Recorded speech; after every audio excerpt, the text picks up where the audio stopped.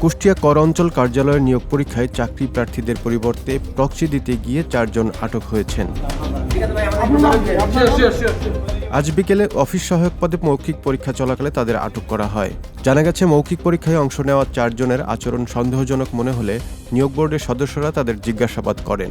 পরে কাগজপত্র যাচাই করে দেখা যায়, প্রবেশপত্র থাকা ছবি জালিয়াতির মাধ্যমে তারা প্রকৃত চাকরিপ্রার্থীর পরিবর্তে পরীক্ষায় অংশ নিয়েছেন। জিজ্ঞাসাবাদের এক পর্যায়ে তারা প্রক্সি দেওয়ার বিষয়টি স্বীকার করেন। এরপর মধ্যরাতে আটক 4 জনকে কুষ্টিয়া মডেল থানা পুলিশের কাছে সোপর্দ করা হয়। প্রক্সি দিয়েছিল, বুঝছেন? কতজন? যেটা তাদের স্বীকারোক্তি করছে এবং স্বীকারোক্তি আছে। আমরা একটা নিরপেক্ষ এবং মেধাভিত্তিক নিয়োগের জন্য এই সার্বিক প্রচেষ্টা গ্রহণ করছি। যারা দায়িত্বে আছেন তারা 4 জনকে আমাদের কাছে হস্তান্তর করেছে।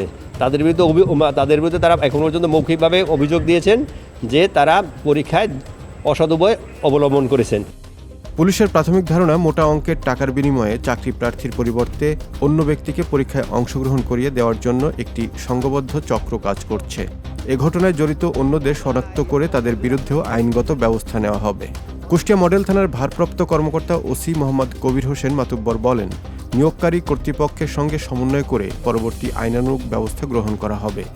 পাশাপাশি এ ঘটনার সঙ্গে জড়িত চক্রের অন্য সদস্যদের শনাক্ত করে আইনের আওতায় আনতে পুলিশ কাজ করছে।